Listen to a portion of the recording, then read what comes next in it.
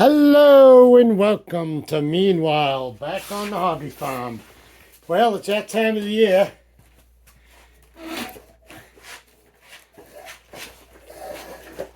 Mama Joanne had the furnace going on Halloween Day. That's an early one for us. So what I'm going to do is I emptied out the stove in the spring. Well, yeah, in the spring when I was done.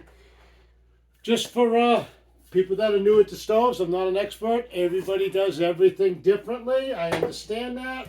My way is not the right way or the highway. It's just the way I do it. I do the upside down burn. What I do is I put my logs, and these are debarked for those of you that are new. Solid oak, heat treated, not chemically. Heat treated, solid, heavy. They come in this length right here. And I put them on a saw. I cut them in half, no bark, no mess, whatever. So what I'm going to do is I'm going to put 5 pieces across the bottom, and I'm just going to leave it like that for now. Then we're going to take this old antique wood crate that I bought last year. We're going to put it way away from the stove. Then we're going to grab the kindling rack, which is right here. And I got to grab my newspaper.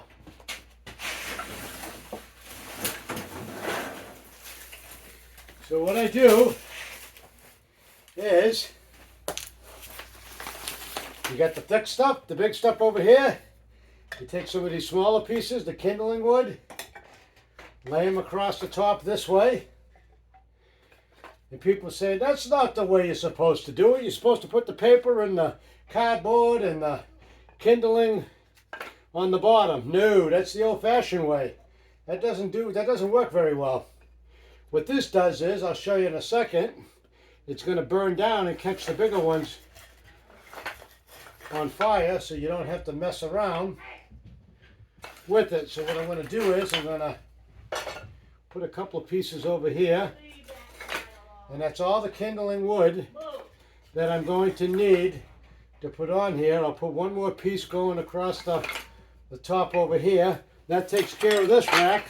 And this one goes away from the stove, making sure my camera's all lined up. Looks good to me. Now, next thing I'm going to do is I'm going to find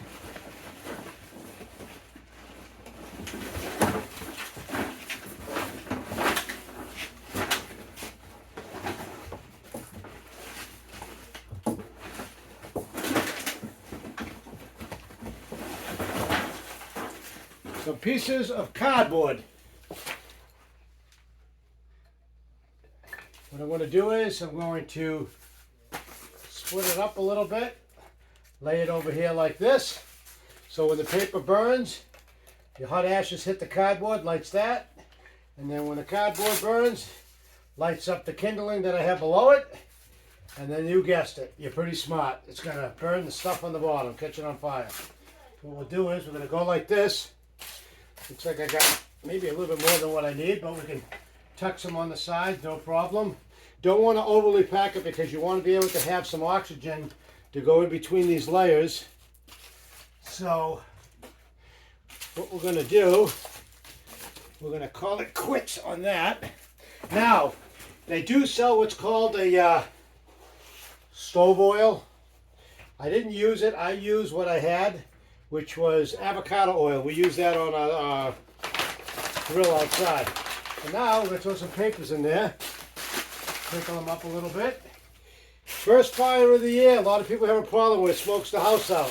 You will know it because you will hear some yelling from upstairs from Mama Joanne telling me, it's too smoky in here. And that happens on the first fire of the year. But my stack and everything has already been cleaned this year. So, this is the rags that I had my oil on. Let's stick those up there. And we're going to light this and show you how it works.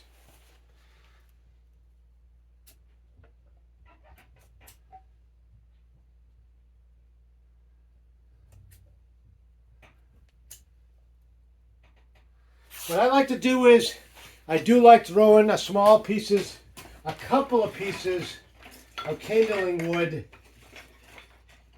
on the top, and the reason why I do that is it's not against my old golden rule. It's because it kind of pushes it down. It creates a little bit of weight, and it will burn a little bit. We'll put a couple this way and a couple that way. And so far, we're not having a drafting problem. A lot of people have a hard time. Their first burn of the year, it smokes the house up. So far, so good. I am going to use the stove polish. It's called stove polish in a couple of weeks. I have about a cord of wood outside ready to be stacked inside the basement here. I can get away with that because it's, again, it's heat treated wood, not chemically treated wood. There's no bugs. It's already been, like I told you, it's solid oak. Heat treated, HT.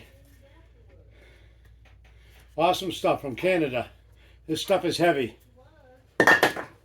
You can break a toe with it. Believe me, I know that. My little stool I'll be using again, I picked that up for, I think, $3 at a little yard sale type thing. But as you can see, it's catching up slowly. It's going to burn a couple little pieces I put on there, but it's already burning below it. This piece right here is already starting to catch. So that's the trick of it. And we're going to let it burn a little bit more. Reason why I put these up here on the top is I do a lot of cooking on this. Or not a lot, but I've done some cooking.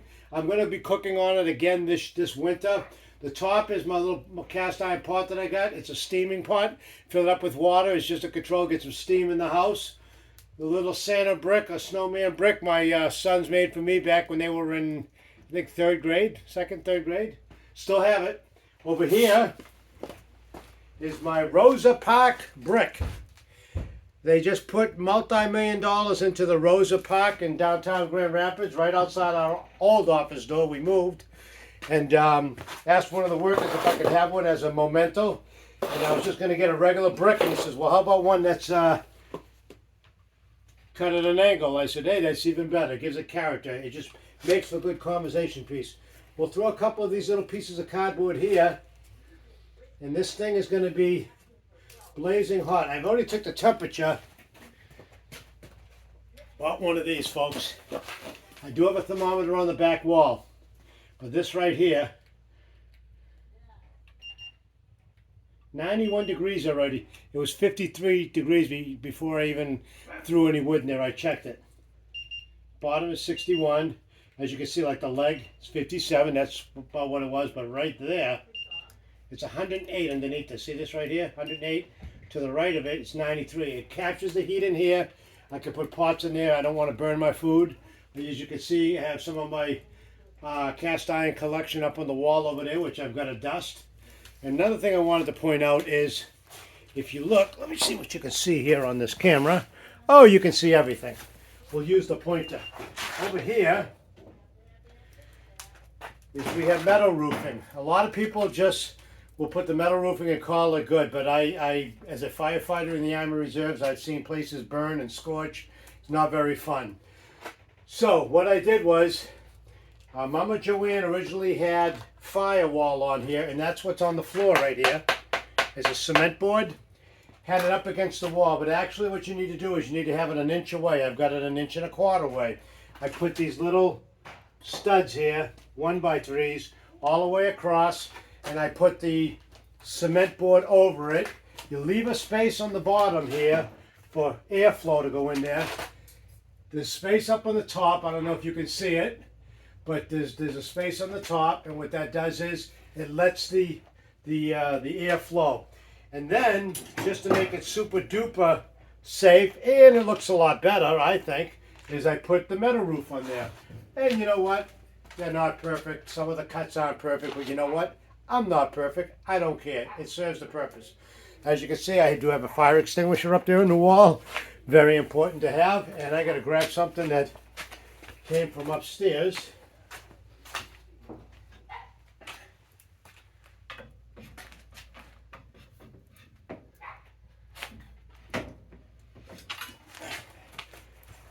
We have a grate upstairs, and it came down over the summertime. And that little statue that my mom gave me didn't fall and smash on the floor, so that was good. And that brings me to another thing. There is a grate up on the top of the ceiling above this, and that's actually a no-no. They don't recommend that you put a grate directly above it, and which ours is, and it's about 3 feet off to the right, which is good.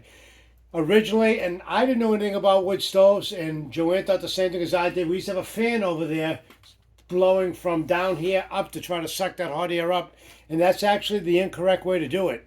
You actually want to leave that alone and let the cool air that settles on the floor upstairs, it comes down, it feeds the stove.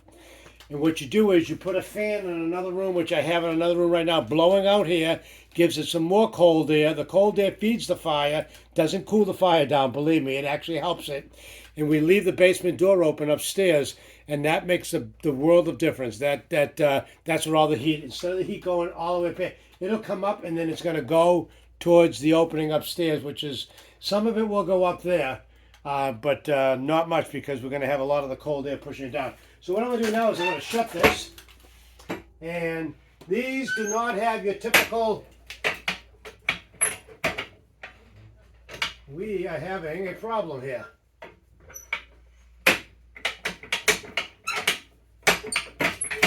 And I have a problem with my latch latching up here. Let's try this.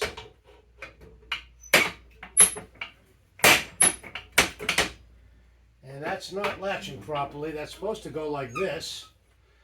And I don't know why. Oh, here we go. Put it in latch. These are your dampers. Most people have dampers on their stacks. No, don't have dampers. These are your dampers. You just leave them open when you first start the fire. Crank it open a little bit, and we'll show you what it's going to do temperature-wise. Used to have on the old stove here what's called a heat exchanger. A lot of insurance companies will not allow them. Our insurance company will not allow it. They're very dangerous, because if there's ever a backup in there, it can create enough smoke in there. Everybody in the house would die of smoke inhalation or carbon monoxide.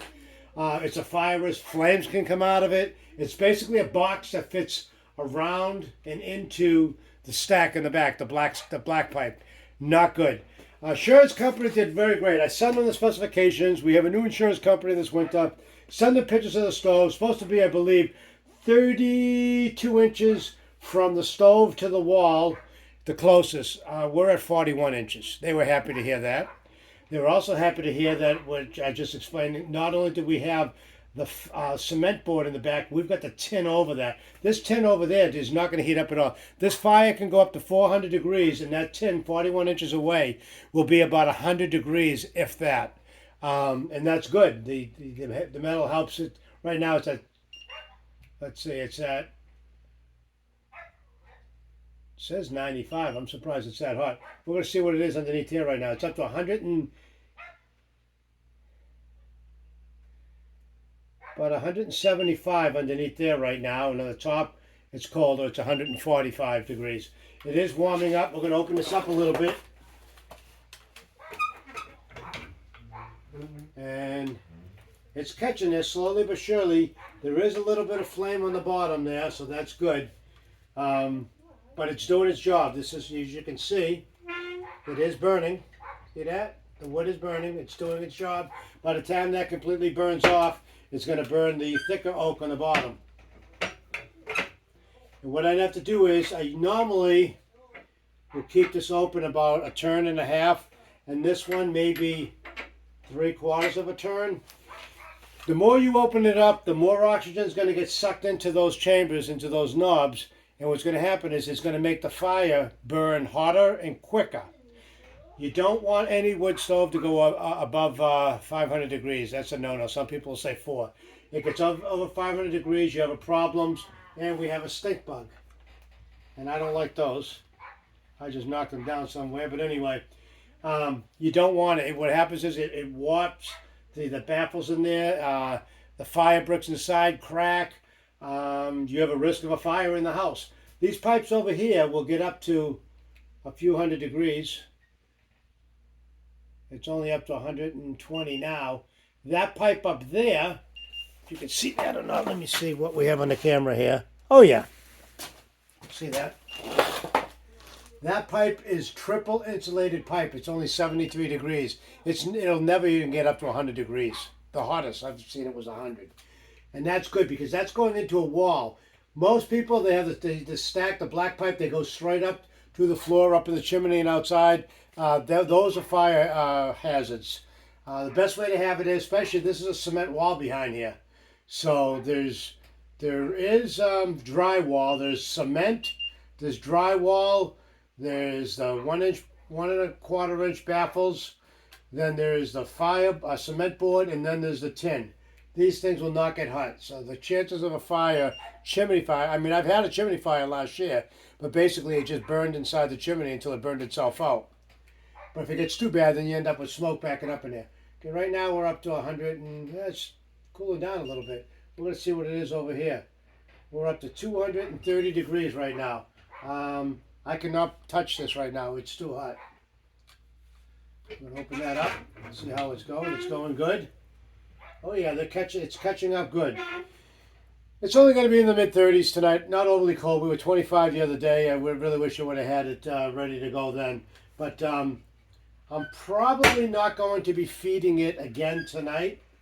Probably just be feeding it this once. I might throw in 3 or 4 more logs. I'm going to turn these dampers way down, let it slow burn, just to get that little chill out of the air. I think it's like 57 degrees upstairs right now. On a hot 95-degree day, that feels pretty good, doesn't it? But when it's this time of the year, I was upstairs, I was chilling, and not the way I wanted to chill. We're gonna open these up all the way just for a second to kind of show you, yeah?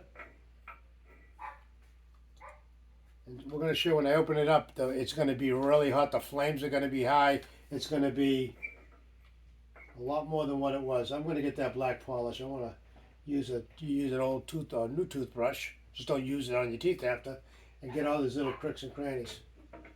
As you can see, it's picking up right now. But if you leave those open all the way, this stove will I'll show you here. It's up to 238 degrees underneath there. The pipe up there is 99. The wall is 73. Wall right there, 77. That pot's probably not too hot, 62. That's got 3 layers of patio blocks on it. But I'm going to do some cooking on that this winter. I did also buy I got it, a 1931 Kalamazoo Stove Company cooking stove. It's got 6 burners on the top. It's got a hot water tank connected to it. The burn box is very small. It's all porcelain enamel on the outside, on the front and the sides. Beautiful. Needs a little bit of work. I'm going to be taking it home. We're going to have it set up as in an outside kitchen. 2 reasons. Want to be able to cook instead of coming up and down the stairs all the time. It could be outside. It's going to be used for canning. And plus, if we ever do end up getting some land and moving, I don't want to lug that. It's probably 700-800 pounds. I don't want to lug it downstairs and then have to lug it all the way up. So we're just going to have it with a forklift, have somebody bring it over 2 miles from where it is right now. 245. That door is 90. And as soon as these logs, we're not going to keep on going, as soon as these start burning, it's going to go up to 300, 400 degrees. I remember when I first lit this, when I brought it home, it smoked the house up, and yours truly got yelled at by Mama Joanne. But we're just going to turn these way down. We're going to let it, I like to turn it off, turn it half a knob, turn it off, turn it 1.5, just about that. I will come down and check on it a little bit. I might throw a couple more thicker logs on it and then call it a night, and that'll be it. Hey, thank you. Please hit that subscribe button if you haven't hit it. And like I said, I am not an expert at fireplaces or fire stoves at all. I learned, did a lot of YouTubing, and I take little bits of information from everybody.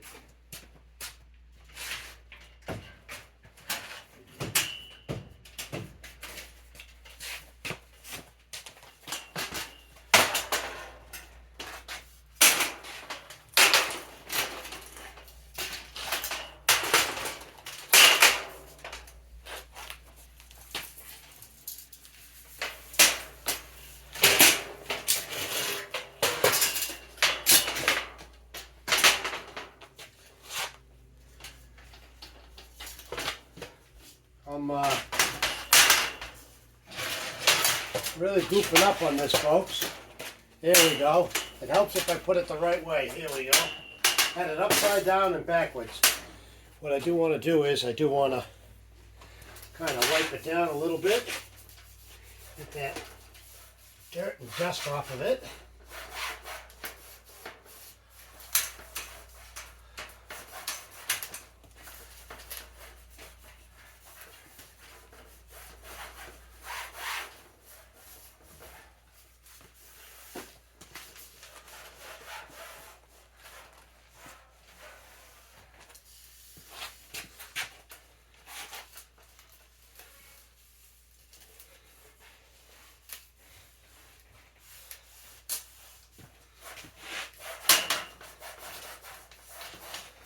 Obviously that's going to have to be polished up too, but the reason for that is you go like this and you want to sit down here and stay warm and look at a fire, you can leave the doors open if you pull this back enough and you can shut it, but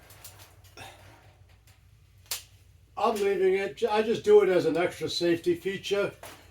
I don't have to, and what I'm going to do is I lied. I'm going to cheat. And I'm going to put some in now so I don't have to come back down later because I am a lazy bum tonight. It's been a long week.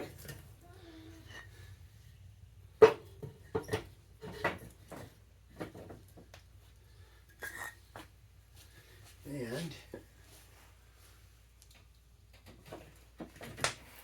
that one was out of the firebox. I don't like putting wood outside the firebox. And what I'll do is we're going to call it a night on this. I'm not even going to come back down. I really don't need to put this here, but again, you know, nothing's going to spark out. Chances of it sparking out a little crack on that air intake knob are slim to none. But you know what? You never know. Hey folks, thank you for joining me. Please hit that subscribe button. And like I said, it's nothing fancy. I'm not an expert. I just live and learn as I go along like everybody else. Take care.